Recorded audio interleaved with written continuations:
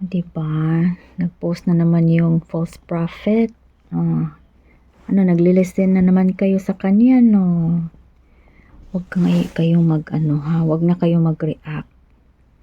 Kasi, ginagamit nyo lang kayo.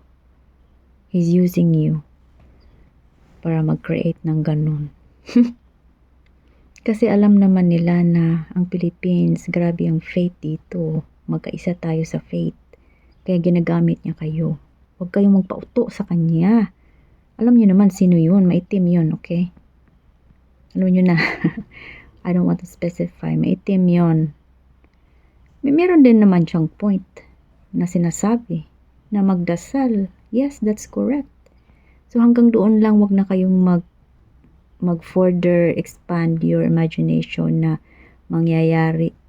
Alisin nyo sa utak yung mangyayari para ma-prevent nyo. These are all warning signs, okay? Kung ayaw yung makinig, hala, sige kayo.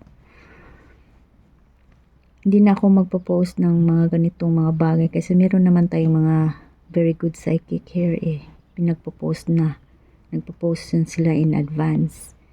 Wala kayong ginawa kundi sige pa rin kayo ng scroll, naghahanap pa rin kayo ng mga proof, no? Ano ng proof ngayon? Ang dami na, no? Wasak na.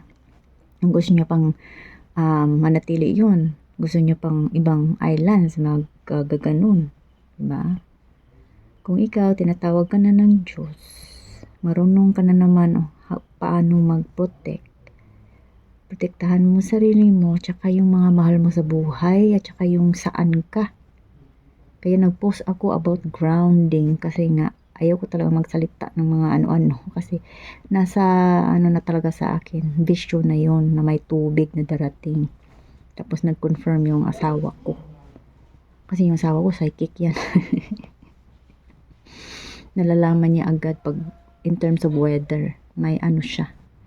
Iba yung level ng niya, psyche niya. Mas ako, I listen to him sa husband ko about weather kasi very accurate yung reading niya kaysa Pag-asa.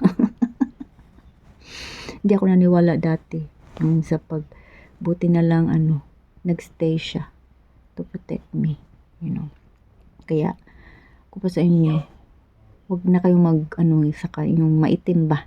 Huwag kayong listen sa kanya. Kikinig pa rin kayo sa kanya.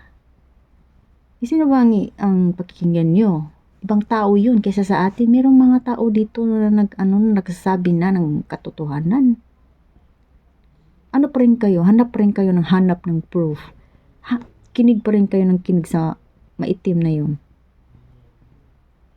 Yes, totoo naman sinabi niya na disconnected talaga kayo. Na malayo kayo sa Diyos. Kasi lagi kayong nag-isip ng masama ba? Kaya baguhin nyo na sarili nyo. Wala namang God will not judge, okay? Yung sinasabi niyang judgment, ay naku, kaloka. Judge will not judge you. Okay?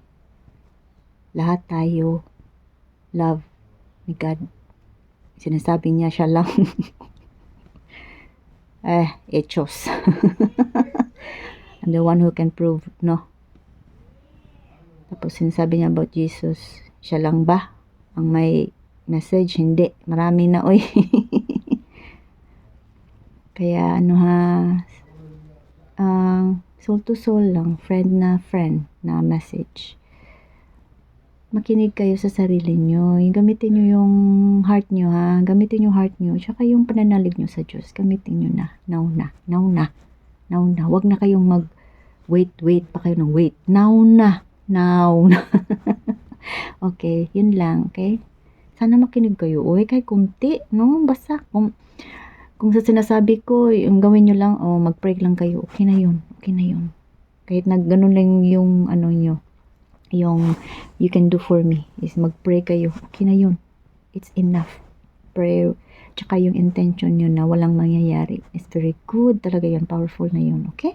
Sige. Bye. Kung may mga tanong pa kayo, sige. Tanungin nyo lang ako. Itanong natin sa taas. Okay? Bye-bye.